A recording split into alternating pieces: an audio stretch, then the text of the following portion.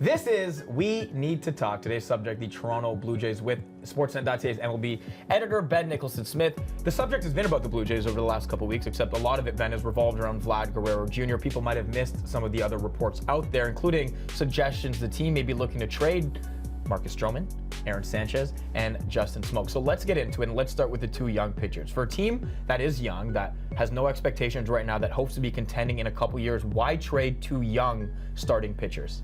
It's such an interesting question, and for a team that really needs a lot of pitching too, when you look ahead at this group going forward, they have a lot of interesting position players, Bichette, Biggio, Guerrero Jr., of course, but they don't really have the pitching. So it is a little bit of, it catches your attention a little bit and surprises you, just because these guys are, in a sense, what the Blue Jays need.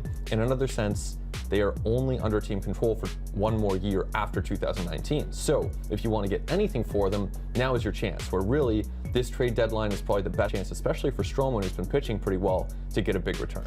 Let's speak about each of these pitchers individually for a second. With regards to Aaron Sanchez, we know he's a Scott Boras client. Is that a fear of the Jays? Because Boras likes to take his players to free agency, and certainly with the demeanor around Sanchez and the team right now, it seems as if the connection for the future may not exactly be there. Yeah, and for a few reasons. I mean, Scott Boras is definitely one of those reasons to watch for, but I think also, if you look at the production of Aaron Sanchez for the last year and a half, 2.5 years, it really has fallen off compared to when he was that American League ERA leader a few years back. So if you're the Blue Jays, are you comfortable extending a player who's not at his best, who has been dealing with some finger issues even into this season? So if they're not, then it might be time to really seriously listen to trade offers on Sanchez. Not to say that you trade him for the first offer that you get, but at least be open to that idea and see what you can get for him. So if he does continue pitching well going into the summer, I think that we'll hear more and more discussions around him.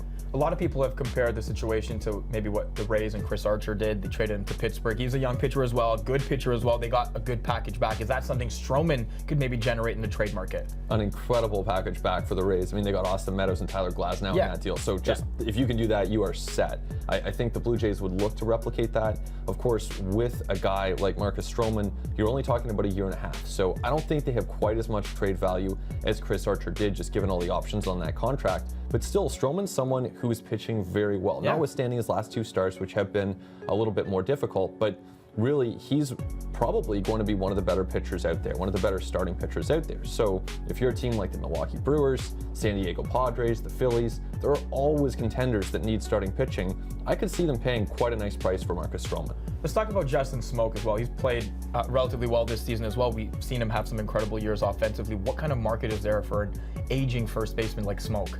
Yeah, normally there's really not much of a market for these guys, and so that's where the Blue Jays probably would be in a difficult position. We saw last year with Steve Pearce. They traded him for Santiago Espinal. Pearce, of course, goes on to become the World Series MVP. Espinal, a marginal prospect for the Blue Jays. But I think there's actually a chance here that the Blue Jays could get something for Justin Smoak, and this has to do with the Yankees and the Astros. If you look at their lineups right now, the Astros are playing Yuli Gurriel, Lourdes' brother, not having a great year. Right. And the same goes for the Yankees. I mean, they're so beat up right now.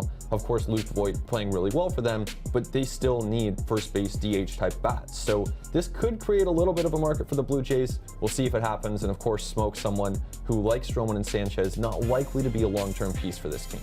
We've seen some drastic moves from this team over the last couple seasons now. Again, it was just a couple years ago. They were in the ALCS for a second straight year. What kind of message does trading, or at least having reports of these guys wanting to be traded, or the team has a desire to trade them, what kind of message does that send to the rest of the team, the young players coming up in this organization, about their security and future with this team?